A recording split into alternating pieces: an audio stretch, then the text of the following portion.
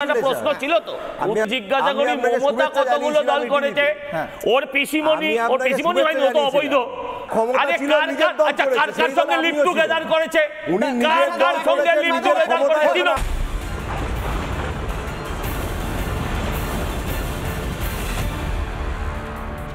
এই মুহূর্তে ইনফিল্ট্রেশন না হয়, কোনো অবৈধ অনুপ্রবেশ না হয়। আমি এই মুহূর্তে আমার যারা গেস্ট রয়েছেন, যারা অতিথি রয়েছেন তাদের কাছে যাব। স্টুডিওয়ে আলোচনায় উপস্থিত রয়েছেন অনির্বাণের অগ্নিবাণে সজল ঘোষ রয়েছেন, বিজেপি মুখপাত্র রয়েছেন অনির্বাণ ব্যানার্জি, আইনজীবী তথা তৃণমূলকে সমর্থন করেন, রয়েছেন অরিন্দম আচার্য প্রাক্তন পুলিশ কর্তা, রয়েছেন বিমল কুমার চন্দ প্রাক্তন নৌসেনা কর্তা, রয়েছেন ডক্টর সুকান্ত ঘোষ অধ্যাপক। আমি প্রথমেই যাব, আমি গেস্টদের কাছে যাওয়ার আগে অত্যন্ত গুরুত্বপূর্ণ একটা বাইট শোনাবো।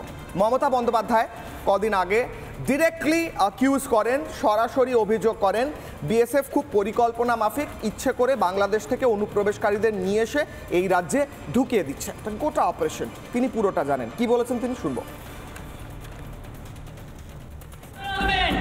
বিএসএফ বর্ডার এরিয়ার ভেতরে ঢুকে আলাদা করে আইডেন্টিটি কার্ড দিতে চাইছে। বিএসএফ এর কার্ড, বিএসএফ ইসলামপুর দিয়ে লোক ঢোকাচ্ছে, আমাদের কাছে খবর আছে, চিতাই দিয়ে ঢোকাচ্ছে, চোপড়া দিয়ে ঢোকাচ্ছে, আরও অনেক জায়গা দিয়ে ঢোকাচ্ছে। বিএসএফ মেয়েদের উপর অত্যাচার করছে, কিন্তু আপনাদের দিক থেকে কোনো প্রতিবাদ কেন হয়নি? বেশ, আমি প্রথমেই সজলদার কাছে যাব। সজলদা, ধরে নিন আমি কিশলয় মুখার্জি নয়, আমি ধরে নিন ফর আ মোমেন্ট আমি অনির্বাণ ব্যানার্জি, আইনজীবী, এবং ধরে নিয়ে আমি আপনাকে প্রশ্ন করছি, অনির্বাণদা যা হয়তো লিখে এনেছেন নোটে, আমি পরে যাচ্ছি অনির্বাণদার কাছে, আমি গেস করছি, আশা করি গেসটা ঠিক হবে। গতকাল মমতা বন্দ্যোপাধ্যায়ের সরকার 19.73 একর জমি বিএসএফকে দিয়েছে মালদায় নারায়ণপুরে ফেন্সিং করার জন্য। 0.5 একর জমি দিয়েছে বিন্নাগুড়ি জলপাইগুড়িতে বিএসএফকে আউটপোস্ট তৈরি করার জন্য। জানুয়ারি 27 তারিখ 0.9 একর জমি দেওয়া হয়েছিল করিমপুরের নদিয়ায় আউটপোস্ট তৈরির জন্য। আপনারা তাও বলেন মমতা বন্দ্যোপাধ্যায় জমি দেয় না, মমতা বন্দ্যোপাধ্যায় জঙ্গিদের সমর্থন করে, তার সরকার জঙ্গিদের বারবারন্ত ঘটতে দেয়, বিএসএফকে আক্রমণ করে।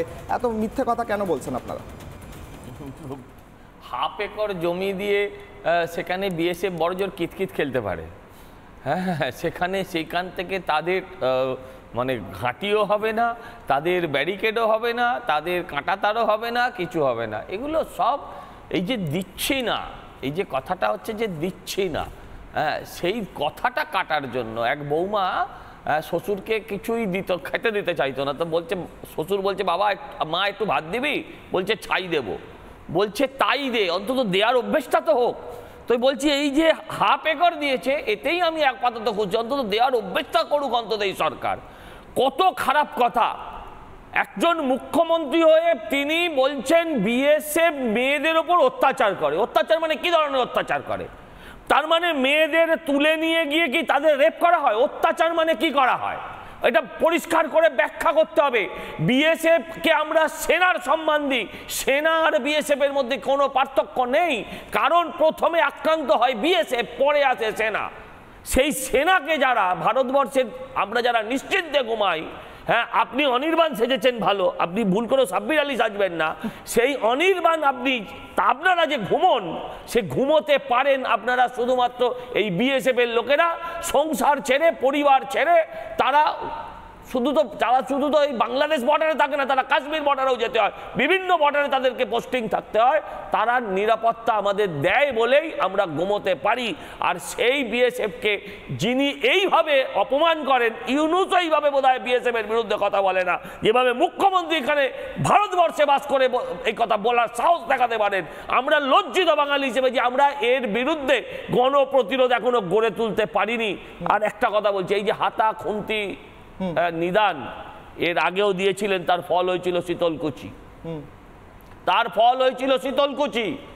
আর একটা শীতলকুচি চাইছেন উনি, যাতে উনি 26-এর রুটিটা ভালো করে শেখতে পারেন। এখন থেকে শুরু করে দিয়েছেন যে বিএসএফ কে উত্তক্ত করো, বিএসএফ কে রাগাও, বিএসএফ কে ঢিল মারো, বিএসএফ কে খোঁচাও। বিএসএফ একটা রিয়াক্ট যদি করে ফেলে, ভাবুন দেশের ওপারে শত্রু বাংলাদেশ, এপারে মমতা ব্যানার্জি, এখান থেকে এখানে বিএসএফ এর পরিস্থিতিটাকে আপনারা ভাবতে হবে। অনির্বাণদা কিছুক্ষণের জন্য ভেবে নিন, আমি সজল ঘোষ, এবং সজল ঘোষ হিসেবে আমি আপনাকে প্রশ্ন করছি। ধরে নিন, আমি ধরে নিতে বলছি যে বাংলাদেশের ইললিগাল যারা ইনফিলট্রেট করে যারা সেই ব্যক্তিদের আটকানোর জন্য বিএসএফকে অনেক সময় জখম হতে হয়। সেটা দক্ষিণ দিনাজপুরে আজকে সকালবেলাও খবর এসেছে, বিএসএফ জখম হয়েছেন একজন। কিভাবে আটকাতে গিয়ে তা বিএসএফের আক্রমণ হয়েছিল, তারা অস্ত্র নিয়ে আক্রমণ করে, বিএসএফ তাদেরকে আটকানোর জন্য একজন বিএসএফ জওয়ান তিনি আহত হন। 2014 সালে আহমেদ হুসেন ইমরান রাজ্যসভায় তৃণমূলের তরফ থেকে তাকে নমিনেট করা হয়, সিমির ফাউন্ডার মেম্বার একজন তিনি, এবং জঙ্গি যোগ রয়েছে সেই ব্যক্তির। এছাড়া আমরা শুনেছি বিভিন্ন সময় তৃণমূল বিভিন্ন নেতানেত্রী যেমন রত্না বিশ্বাস বলেন বাংলাদেশিদের আমরা ভোটার কার্ড করিয়ে দেবো। এই কন্ট্রাস্টটা দেখে আপনার একটু খারাপ লাগছে না?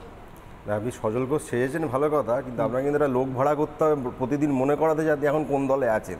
তাহলে সজল ঘোষ সাজা সহজ, হওয়াটা খুব কঠিন, কিন্তু এটা মাথায় রেখে করবেন যা করবেন। দ্বিতীয় কথা, বিএসএফ পশ্চিমবঙ্গের সীমান্তে পাহারা শুধু দেয় তা তো নয়, তারা উত্তর পূর্ব ভারতেও দেয়, কাশ্মীরেও দেয়, যেমন সজলদা বললেন, ঠিক বলেছেন। ত্রিপুরায় বিএসএফের পাহারা আছে, সেখানে ডবল ইঞ্জিনের সরকার আছে, ইউনিয়ন সরকার, রাজ্য সরকার, দু জায়গাতেই বিজেপি নেতারা স্বরাষ্ট্রমন্ত্রী এবং মুখ্যমন্ত্রী হয়ে বসে আছেন। একদম আপনাদের ক্যামেরার সামনে, হয়তো আপনাদের ক্যামেরা ছিল না, কোনো মোবাইল ক্যামেরা ছিল, আপনাদের স্ক্রিনে আপনারা বারবার দেখিয়েছেন বিএসএফের বন্দুক ধরে টানাটানি করছে, কুড়ুল দিয়ে মারতে যাচ্ছে। ওটা কিন্তু পশ্চিমবঙ্গ বর্ডার ছিল না। না, আজকে দক্ষিণ দিনাজপুরে এটাই হয়েছে। আজকে দক্ষিণ দিনাজপুরে আক্রমণ হয়েছে, বিএসএফ প্রথমে গুলি চালায়নি, এইখানে দিনাজপুরের আক্রমণের দায় এবং তারপর একজনকে আহত হওয়ার পর দিনাজপুরের আক্রমণের দায় তৃণমূল কংগ্রেসের। ত্রিপুরায় আক্রমণের দায় একদমই দায় নয়। আমি বলছি বিএসএফ যারা, না আমি আমার প্রশ্ন হলো আপনি বলছেননি অনির্বাণ, আপনি সজল ঘোষ খাচ্ছেন, আপনি সত্যি সজল ঘোষ না, আমাদেরকে আরে বাপি ভুলে যাচ্ছেন কিশোর, আপনি সজল ঘোষ সেজেছেন, সত্যি সত্যি হয়ে যান। কেন অপমান করছেন? না আমার কাকে অপমান করলাম? আপনি তো সেজেছেন, আপনি সত্যি হয়ে যাননি তো। আপনার যুক্তিবোধ কোথায় গেল? খুনতি নিয়ে তাড়া করবেন, এটা অপমান বলে মনে হচ্ছে। আপনি নিজে তাড়া করবেন কি? আমার কথাটা শুনুন, আপনি বিএসএফ দেখলে হাতা খুনতি নিয়ে তাড়া করবেন, এটা হাতা আমি আনতে পারি। শুনে নিন, বিএসএফ হোক বা সেন্ট্রাল ফোর্স, তারা যদি সাধারণ মানুষকে কোন রকম ভোট দানের প্রক্রিয়ায় বাধা দেয়, সেই জায়গাটা আপনি কেন বাদ দিয়ে দিলেন? না, আমি আসল কথাটা ছিল কি ছিল না? এই কথাটা ছিল কি ছিল না? না, ঠিক। জ্ঞানদাদের জ্ঞান আমি শুনেছি।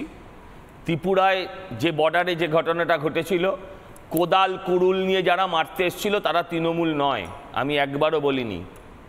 আসলে মূর্খরা যতক্ষণ মুখ বন্ধ রাখে ততক্ষণ তাদের শোভা পায়। ও একটা কথা বলেছে, 40 বছর ধরে মুখ বন্ধ রেখেছিলেন? না নাই বলছি 34 বছর ধরে এরকম ধরনের ঘটনা, 40 বছর ধরে এরকম ধরনের ঘটনা ঘটেনি। হ্যাঁ, আমি আবারও বলি, এটা ঠিক। আমার একটা ব্যক্তিগত প্রশ্ন করেছে যে হ্যাঁ আমি অনেক দল পাল্টেছি, ঠিক ঠিক, একদম ঠিক। তাও জনতা আমাকে নির্বাচিত করেছেন, আমার অঞ্চলের মানুষ। ব্যক্তিগত একটা জায়গা, ব্যক্তিগত একটা প্রশ্ন ছিল তো, উত্তরটা দিয়ে দিই। আমি যদি জিজ্ঞাসা করি মমতা কতগুলো দল করেছে, ওর পিসিমণি হয়নি, ও তো অবৈধ। আমি বলছি ও তো অবৈধ মুখপাত্র। আমি বলছি কতগুলো দল করেছে, কতগুলো দল করেছে তোমার পিসিমণি। আমি সেটার মধ্যে যাবো না। আমি বললাম আচ্ছা, কার কার সঙ্গে লিভ টুগেদার করেছে, কার কার সঙ্গে লিভ টুগেদার করেছে?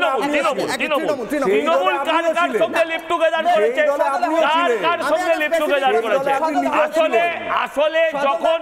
আসলে যখন ওদের বলার থাকে না, তখন কথা ঘুরিয়ে দেওয়ার জন্য কথাগুলো বলে।